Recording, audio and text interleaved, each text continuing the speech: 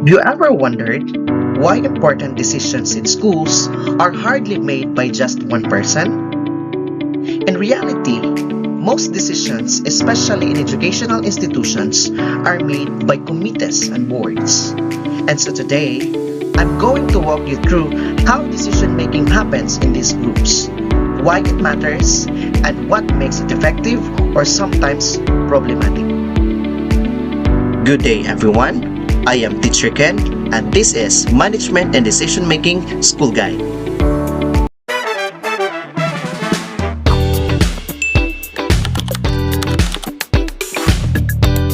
Let's start with the big picture. In modern educational management, decision making is no longer an individual task. It is a collaborative governance process. Committees and boards are now responsible for making decisions that affect policies, budgeting, and overall institutional directions. As highlighted by Nguyen and colleagues 2025 and Ms. Saad and Wilkins 2025, research actually shows that these collaborative structures improve accountability and transparency in organization. This improves, number one, ensures inclusive leadership decisions that represents all stakeholders. Number two, enhance accountability and transparency in institutional governance. Number three, supports shared responsibility across committees and boards. And lastly, number four, fosters organizational trust and a culture of open communication. And so, what exactly is decision-making in committees and boards? Simply put, it's a collective process where multiple stakeholders come together to discuss, evaluate, and decide on important issues. How does this actually work? The process usually follows a structured flow. Number one, agenda setting. This is where identifying crucial issues requiring board or committee on action. Number two, information gathering. This is a process where collecting relevant data, reports, are necessary for data-driven analysis and stakeholder input. Number three, deliberation and discussion. This is where open structured debate among committee members to come up with good decisions.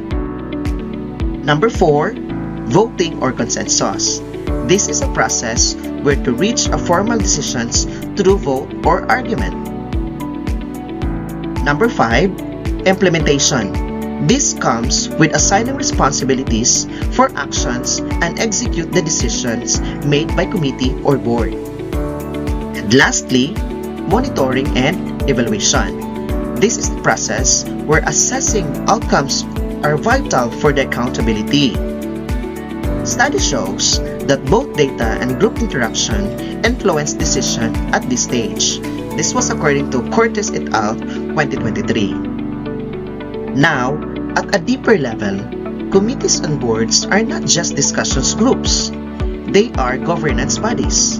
Committees and boards serves as the cornerstone of educational governance, providing strategic direction, ensuring policy integrity, fostering inclusive representation among all stakeholders, and resolve conflict within the institution.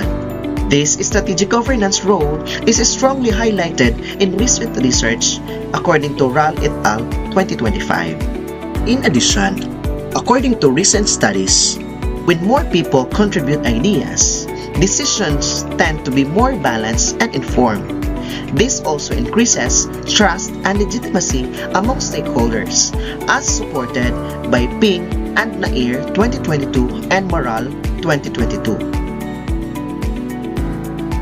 Now that we have understood the decision-making process, its role and its advantages, let's proceed to challenges and risks.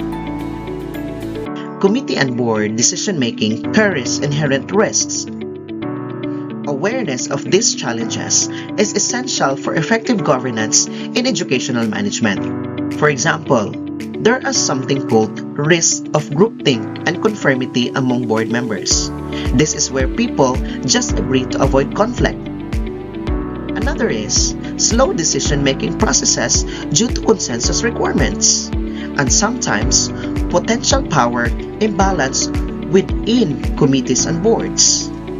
This is where certain individuals dominate decisions, and even more critically, communication barriers hinder effective deliberation where decisions can be influenced by politics and power dynamics. This was highlighted in Research Governance Studies by Fine et al. 2026 and Connors et al. 2026. Now that we have understand the potential challenges and risks in decision-making, let's proceed to the discussion of theoretical foundations of decision-making. To understand this better, let's briefly look at theory. We have here four. First is we have bounded reality. According to this theory, decision makers operates with limited information and cognitive capacity that will lead to satisfying rather than optimal choices. The second theory is we have participative model. According to this theory, inclusive input from stakeholders improves decision quality and fosters shared ownership of outcomes.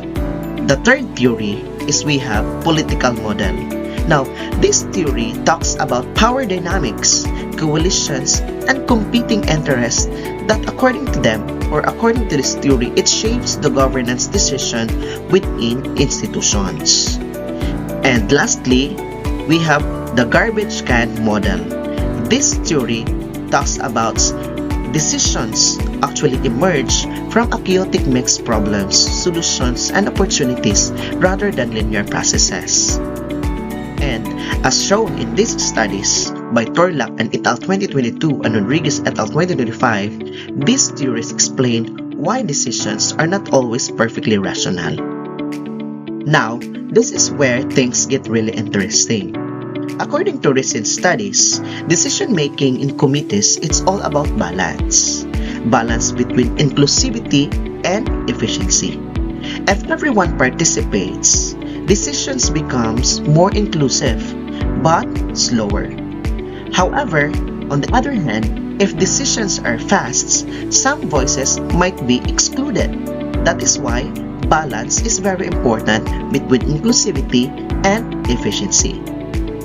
And more importantly, decisions are not always based on logic alone. Power and political influences often play a major role.